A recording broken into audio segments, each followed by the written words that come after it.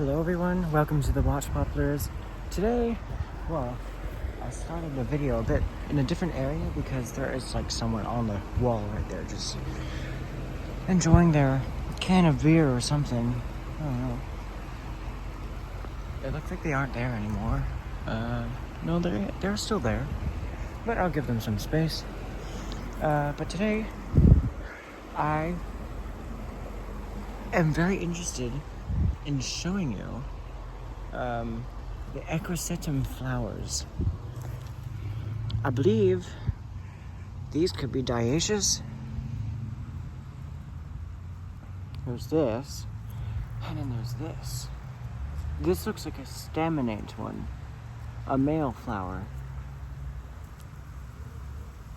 And I don't know, maybe this is just like a new flower, but they're blooming. You can see there are lots of them right here. I think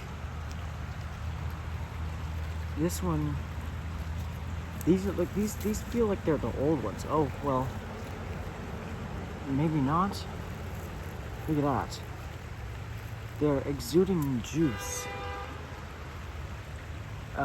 But they do look like these, yeah, so these are the old ones. And I want to try to find one that's in full flower. But here are the geraniums. The geranium rubbertenum is, it might be invasive, it's just probably weedy. I don't know. But it is everywhere. And now here, because this is the height of spring, mid-March. For our climate, mid-March is the height of spring. It's when it looks the most springy. The buckeyes they're not fully leafed out, but then you have a lot of its growth on the buckeyes. The alders are starting to green up. Also the plant over there that you see in front of the graffiti, there is a ceanothus, and there are the blue flowers on it. That's a ceanothus. I do not know what kind of ceanothus it is. The native Monterey pines are also growing, and they have, so this is when the candles look like this is like, well, this is just past to what they look like when they're ready to be pinched on bonsai. But there's also Lonicera hirsutus, and you can definitely see there's a very hirsute texture to the leaves. I'm not a master at identifying the leaf textures. I have not aced that yet, but this is Lonicera hirsutus. But there's also, I don't know if vetch is native or not. I hope it is. But it's a member of the pea family, Fabaceae, and it has very nice flowers. It's very nice. Oh yeah, here you can see a young ceanothus. It appears that this is quite young. I could count how old it is. It's hard to tell. It could be 3 years old, could be 4 years old, but there's the flowers covered in ants. There's lots of ants on these flowers. Why can't I focus? There's the flowers. Here's the dogwood area, significantly filling in.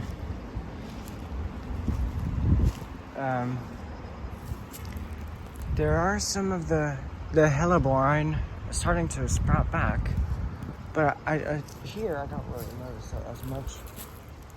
The Orchidaceae members, well, I'll show you when I come across one.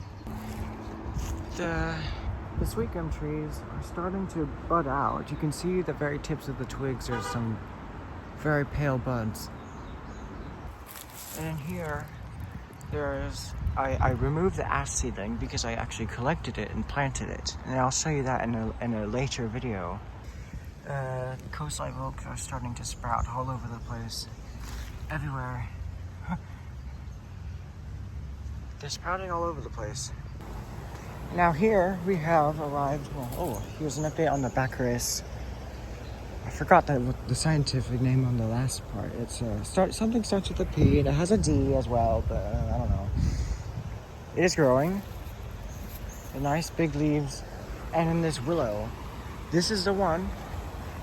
It still has leaves. So it's a native willow.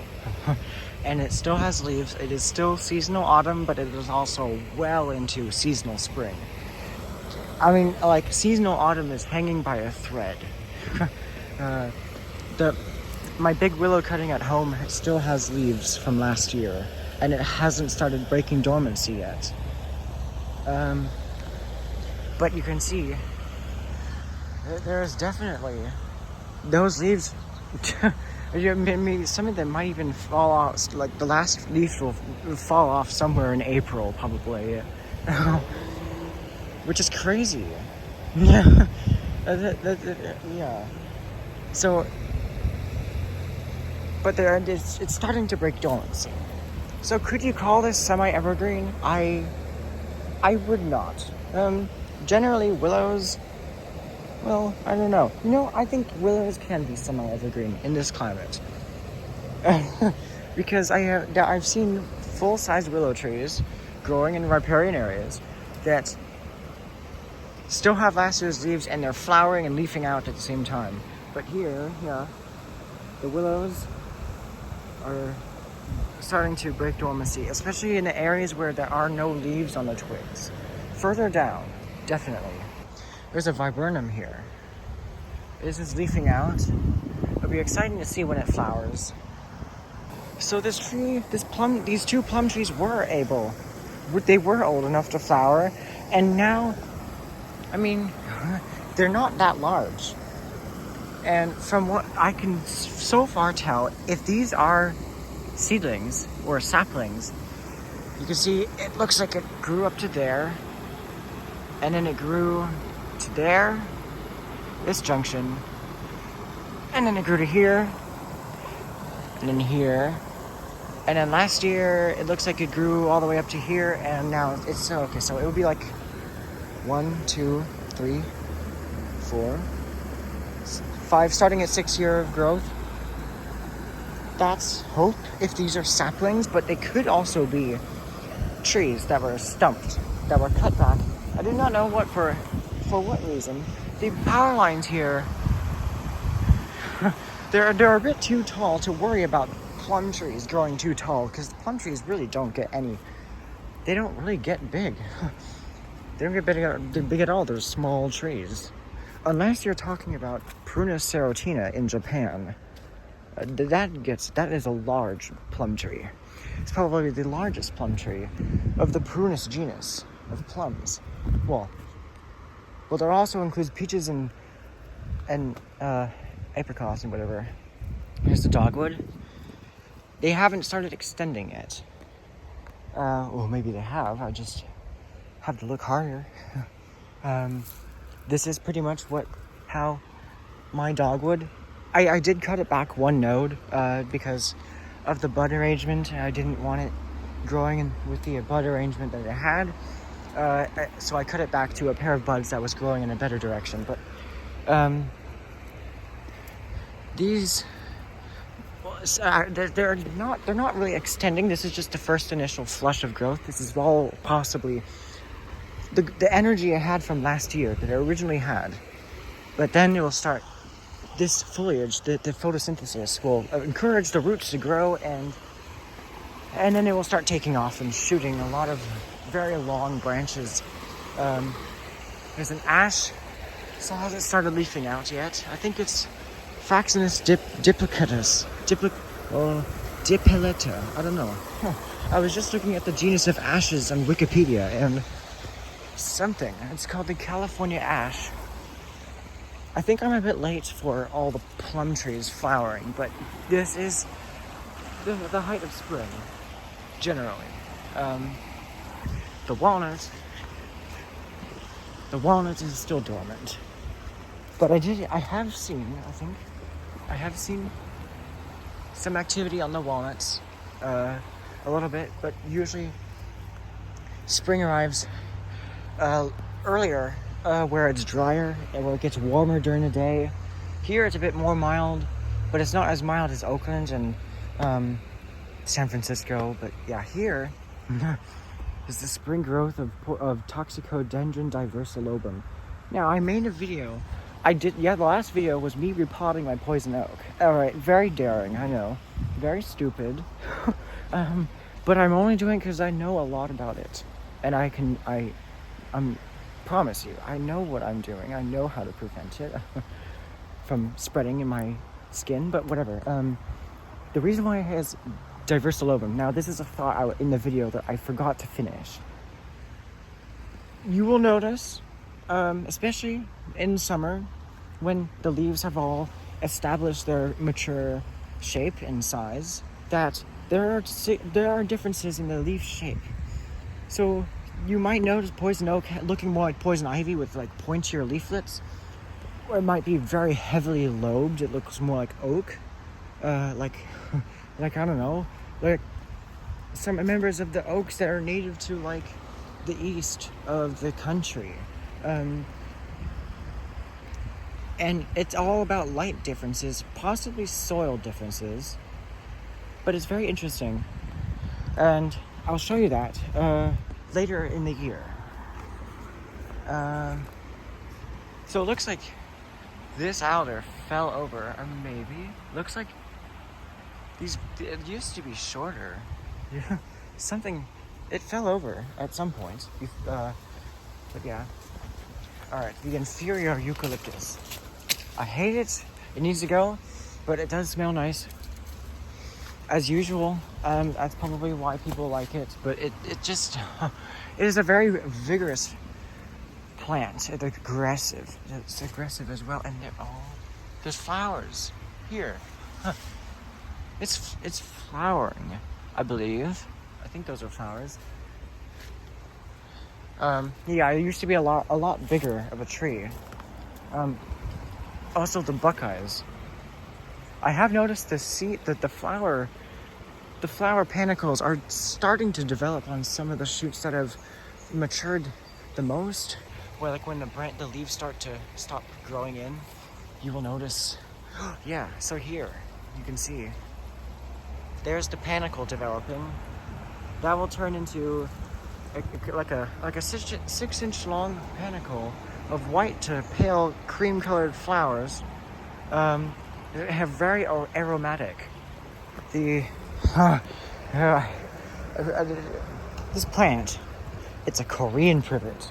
Stop calling it California privet. I hate common names because of this. It's very wrong. So this is why I recommend paying attention to the scientific names more than the common names, because a lot of times you have more than one kind of plant. They have absolutely no relation with each other.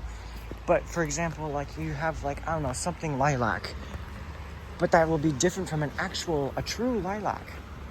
I can give you even better example. Pseudotsuga menzitii. It is Douglas fir. It's a false hemlock. It is closer related to hemlock. It's just, it possibly had a different evolutionary trait. And yeah, so that's why you gotta look at the scientific names and get used to them, and eventually you'll stop thinking about them as like this difficult thing to memorize. And I promise you, the sooner you start trying to get used to scientific names, the better your understanding of plants is going to be. So for example, California privet is overrated. It's an overrated name.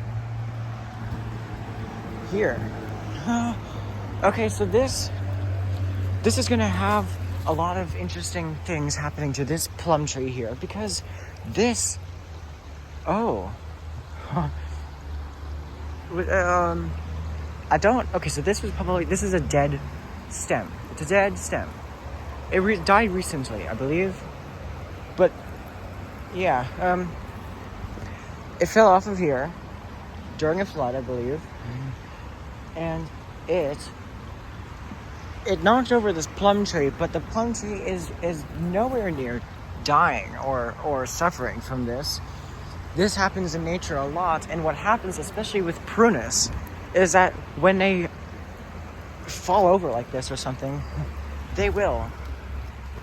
And here's an example of one. I think this tree was like all the way up like that before the flood, the huge flood, because the water line got up to here. Maybe, or maybe something hit it and it fell over, but you can see that it is starting to sprout these branches that will go like up like that, and it forms a raft. That is what a raft is. The main stem falls over, and then you get these shoots that sprout back up. This is a very interesting thing, and it is a style in bonsai that works out, and it's a very, very nice style. I might try it myself some year. Maybe with one of the trees I already have, because I have too many. But that will be something after college. That will be in quite some time from now. I'll be a lot older. Here's the algae I saved from the mattress or cushion, whatever that was. It's probably a cushion.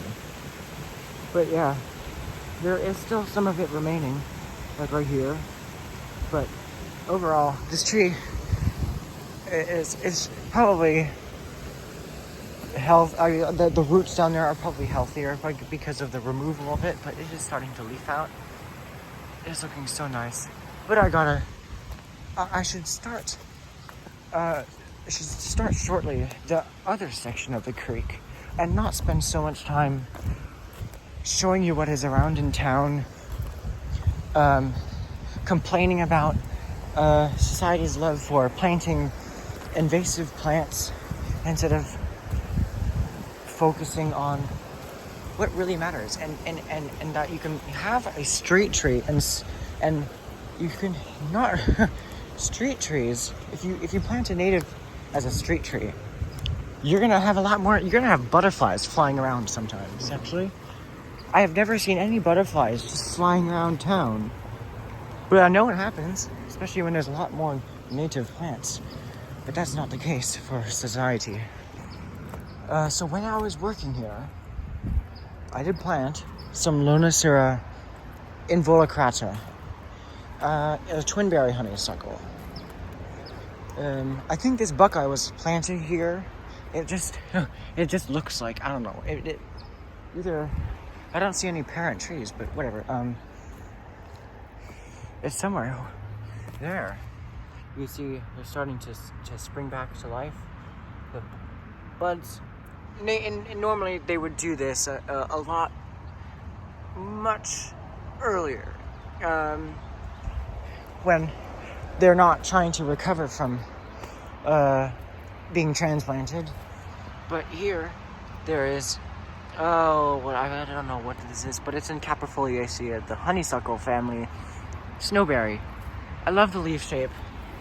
It looks kind of like oak. I would love to have a little bonsai out of it.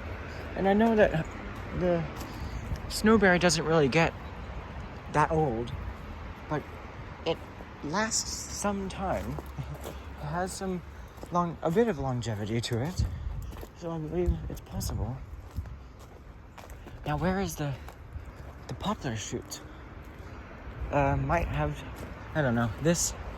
I could tether it down with something to keep it away from the trail, but I do not want it to get chopped or removed. There are alternative solutions. You could just bend it out of the way and hold it there. Okay,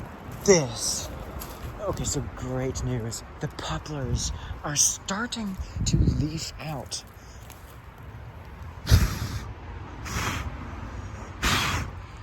They're just starting to develop leaves that actually, yeah, you can see.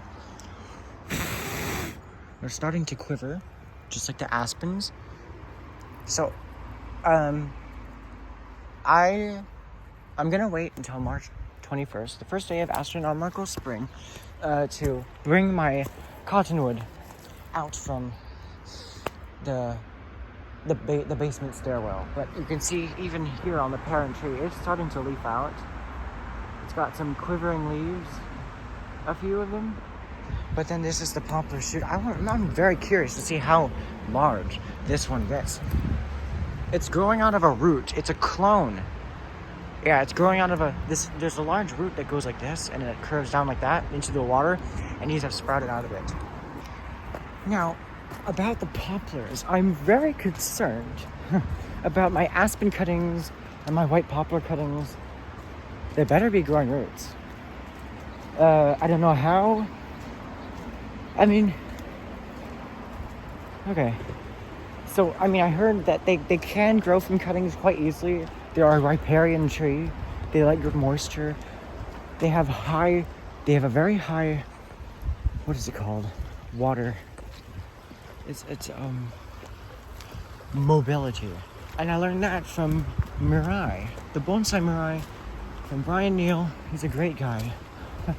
And so, because of him, I learned about water mobility in trees. So like oaks have less of a water mobility than willows and alders.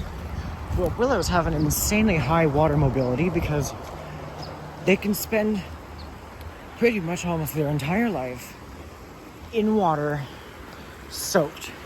And they probably find a way, like, because they have roots down in the depths of the river sediments. So they must have a way of, like, surviving without much, like, of NPK, nitrogen, potassium, phosphorus, and potassium, I believe that's what it is. Those are the main elements that help plants survive and exist. Fuck this plant. Well, they could plant, I'm sure, Prunus americana, our wild plants would do fine right there if it gets a bit of irrigation. I know it is very pretty to look at, you can tell. Very lovely. I don't blame you. Here's the wall. No activity yet on the Boston ivy. The Parthenocissus. But then we have one soon, probably next month. We go here. The red maples are starting to flower. See a bit of that. Branches. Here's where I collected the peach seedling. Here's this Bradford pear. This is like the earliest one I know. One of the latest to get full colors. I should get away from the fire station. I just saw one of the guys running here, so I should get some distance between them so that they can go out with their missions. They're pruning the privet hedges.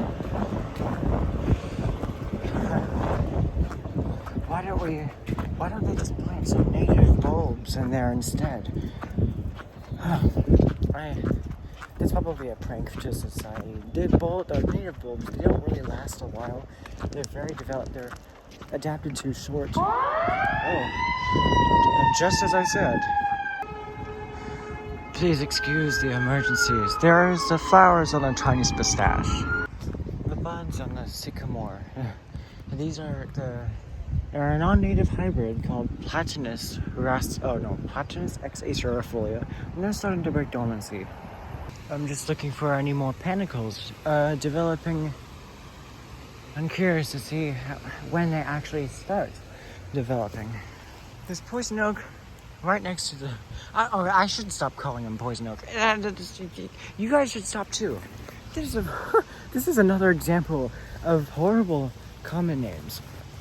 But here, as long as I keep that from growing towards the trail by using directional pruning. So like there's a chute down there I can prune to, and it will make it go more that way. And that will save my ass from getting rashes.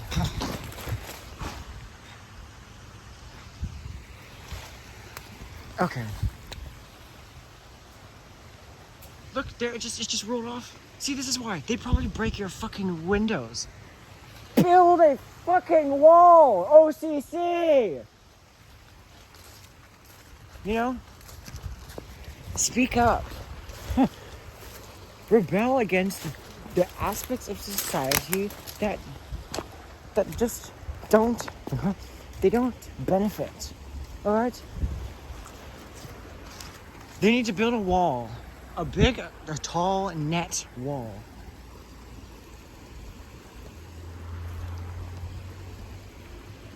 There's one of the high school kids I know from my old public school.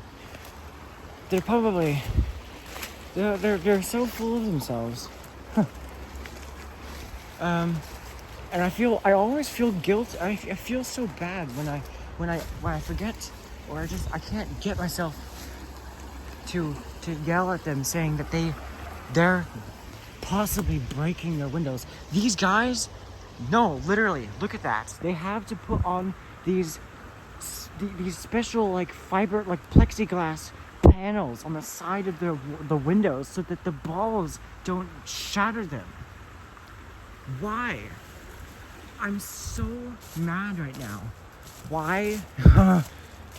They're missing all their balls. No wonder they all complain about. I bet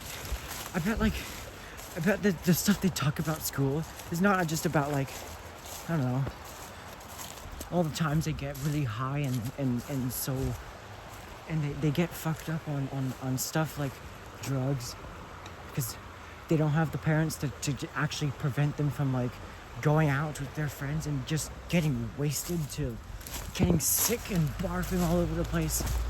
I've never laid my hands on anything, and I won't. I tried Fireball last time, and I knew, I could tell right away why people are so addicted to it. And so therefore, I ceased. I did not want to try it no more than 3 times, because I can tell that it's a very addicting flavor. But aside from alcohol, especially that I'm not 21, well, I mean, I got the consent from my parents. I was under supervision, so that's why I feel safe talking about it. But generally, I'm not very interested in alcohol and drugs because I've been raised to do otherwise, and I'm very glad about that. Sorry about that. You know, you gotta get things straight. So here, I did show you, this is where I was supposed to enter, but there's poison oak here, and I should probably, but yeah, so remember, I walked you through this area, and I also showed you through this area, but 2 days ago, I went through here, and I just ripped it all out. And I found some nice stuff in here. So, I'm still not done clearing all this shit away. But, oh, it's all zoomed out. So there. But I noticed that this ash, is it a sapling or is it, this was a tree and then it was cut back. So it sprouted a bunch of, like a bunch of shoots. And this is one of them. But the Scotch broom the French broom has limited its light, its availability to light, and so therefore, it's very top heavy. It has that is, I mean, hopefully it kind of lignifies and gets all tough, and so that therefore it's not so top heavy. Because I mean, I'm very sure. Let's see. Yeah, I mean, this is not going to break in the wind. It's very sturdy. It's flexible. But I just hopefully, like, when it gets older, that it doesn't just collapse, like, one day. But I had to save this native Baccharis. I tried tying this plastic thing. I'll get rid of that after the project, but this is for my college class. I'm clearing all this. I'm gonna clear this entire monoculture of French broom. I gotta do it before April because I want to let the native stuff and everything else like start coming up. I'll focus on the English ivy later. But I collected some trash from a nearby. Marked some of the native plants like this buckeye. And here, I marked the red with the poison oak. There's some poison oak right there. This is a whole nother project right here. And this to get rid of this, I'll have to talk with the actual city about that because it looms over the sidewalk of the road. But here, I did find some nice seedlings of plum trees. So this is a plum seedling, and you can see the two cotyledons. And this is just a piece of trash that I found here. It's all temporary. I'll remove all the trash once I'm done with this project. I'll let it recover, and then next year I'll pick off all the seedlings of invasive shit that I find here. And yeah, so that's why I took this path. I still just getting started. This is twice as dense as the problem that was here, and this is how much stuff came out of it, a lot. And so I've just been spear throwing them, like, for hours at a time after school. But we'll continue through it. Continue through the hell that people have brought over from England. No offense to England. There's just a problem with the plants that they brought over. So you can see that there's some euphorbias. I don't know if they're native. They're probably from South Africa. I don't know. They just seem like a South African plant. I don't know. I should not come up with like assumptions. But this is native. This is very nice. It looks very nice in summer when it's flowering. Very, very nice flowers. There's a willow here that would be nice to preserve. There's a California walnut, Juglans californicus, I believe. And there is indeed the kind of invasive periwinkles, but they're not as much as a problem. They're barely a problem compared to some of the other invasive ones. But there's this ash here. I want to preserve this.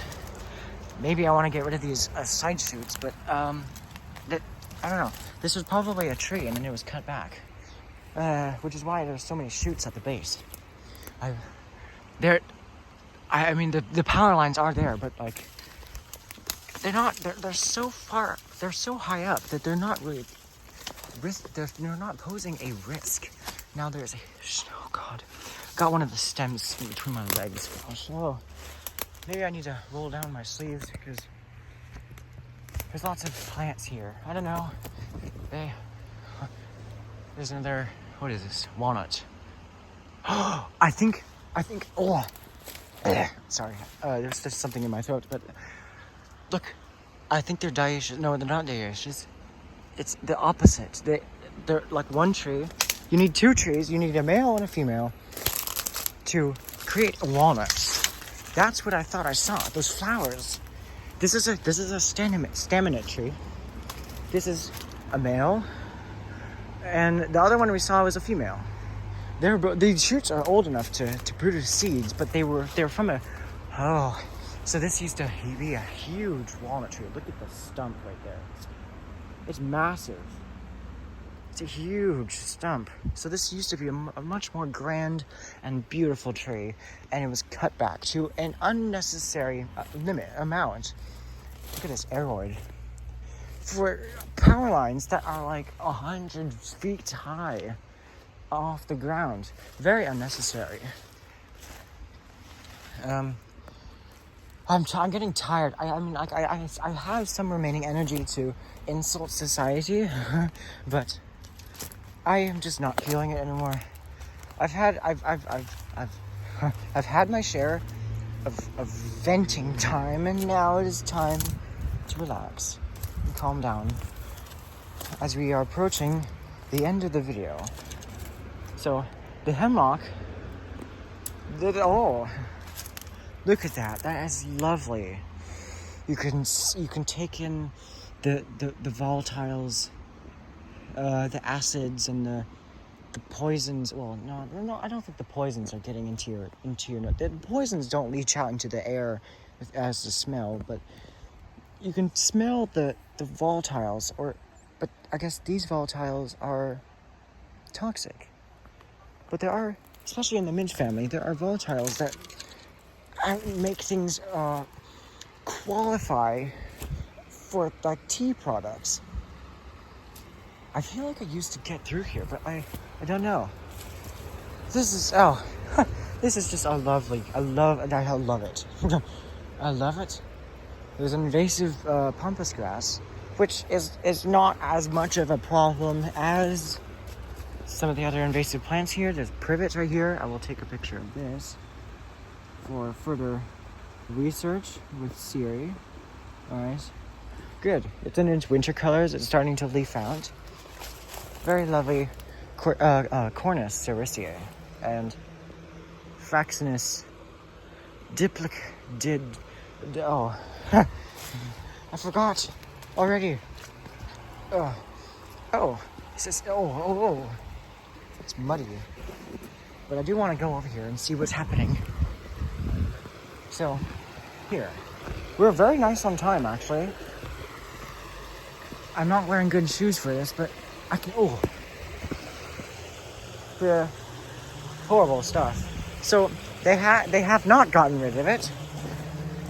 That really concerns me. There was something around my neck. I don't know. Not a snake. We don't really get snakes here. Well, we do get them. What is am I? Oh, am I just am I oversensitive? Is there something else? What am I worrying about? It's probably something. It's probably the tag of my shirt. I'm probably just worrying about that. Yeah, it's like a bunch of stuff that has gotten in my hood. Yeah. So the alders are coming back. Yeah, I don't know why they were cut back. It really doesn't make sense. But I think there was some stuff cleared in that direction that allows me to see clearly this lovely alder here. I'm going to take a picture of it right now. So please stand by. Alright, I've taken a picture of it and I'll save it to my alder bonsai photo album. So you can see they're leaping out. Very nice. So this year I'm going to expect some absurdly long shoots, especially from this alder and these willows. They will sprout over a meter of growth, especially these ones here. These ones grew 2 meters last year, which is insane. And it looks like that was probably their second year of growth from the seed. And this will be their third year of growth. And because they have been cut back past over a year of growth has been cut, and the majority of that growth was 2 meters long. They're gonna sprout another absurdly long shoot. They'll probably get up to I don't know, to my eye level. Yeah, but look at this. I mean, the good thing about this little area here is that you have these, what is this, ceanothus? It looks like ceanothus bushes. It doesn't look like it's growing like the coast live oaks, and because if it was coast live oak, they would just be sprouting a bunch of vertical shoots. But you have spurge, grasses, and periwinkles. I really don't know. I mean, maybe it's because there is a path right here that's part of the golf course. This creek cuts through it, and it is the golf course. The golf course property is only attached through like bridges and stuff like this. There's the bridges. But really, this golf place should not exist at all. I'd much rather be happy if this was just a wildlife refuge. I want them to tear up this golf course. And it's probably, if they ever decide to do that, which I doubt it, because you know how society is. It's gonna be difficult because there's there's so many chemicals that have been sprayed here, and it runs down into the creek, and probably it runs down in the creek. I mean, if they do spray the entire place to get rid of weeds, which is just a fucking absurd. Like, because that must cost like millions of dollars to spray the entire place. This is not all there is. It doesn't extend to those power lines. It extends it is way over there.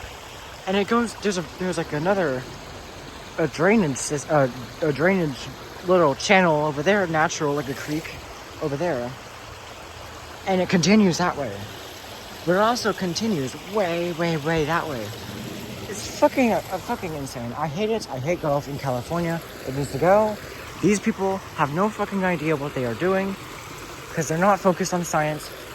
Science is the basis of like consideration, having some thought and respect for the world around you that created you. That's what science is. We did not create the world, and the world wasn't given for us to fuck around with. We were created by. We are just another species of animal on this earth, and we need to respect it. And because we have these like very advanced brains, the human brain is the most advanced brain there is. I mean, maybe, I don't know, dolphins are pretty smart as well. They probably have their own brain, type of brain.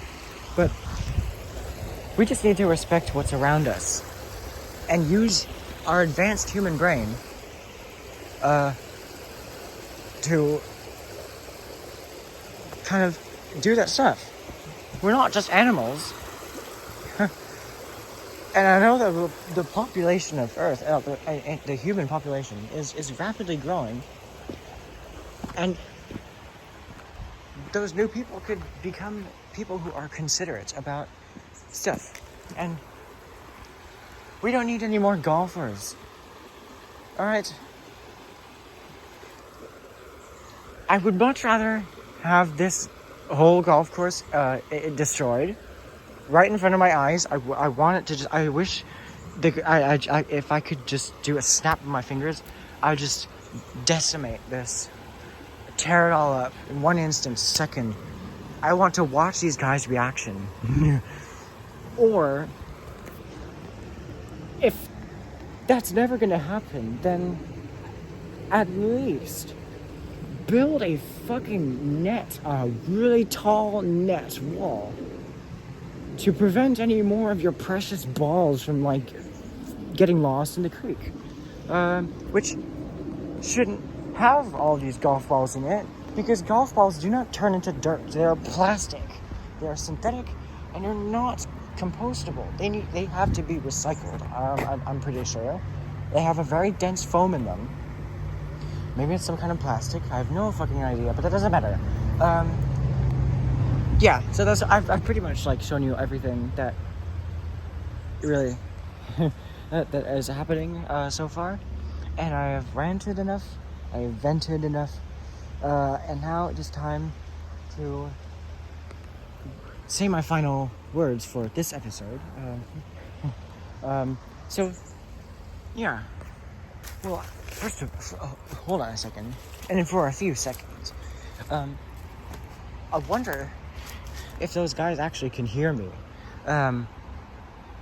Just shitting on them like constantly. I mean, of course, in a figurative speech. But do something green today. Instead of, let's see, I'm trying to think. Yeah, do something green today. Instead of just doom scrolling in your room and just feeling really down and having no benefit from doom scrolling in your room, go out inside, help your community, like act, go out and do something for your community, and actually feel like you accomplished something and it helps your community. And especially like picking up trash, it makes me feel better, and that's why I do it. It makes me feel better because if I don't pick up trash, I still have that feeling in my chest or my whole body where like I want to do it, I just can't get myself to do it. Just do it. I mean, just put your phone down, get outside. You'll feel a lot better. We were meant to be outside. We were not meant to be stuck in our rooms doom scrolling for our entire life. We were not meant to be doing all these sedentary stuff, because then that makes us depressed, and then we KMS, or we KOS in this case. But that's kind of dark, but it's true. There's a dark truth that just hangs out over us, and some of us aren't aware of it, some of us are aware of it, but we just can't bring ourselves to act on it, and prevent it. But that is all for today. Thanks for joining me here. Thanks for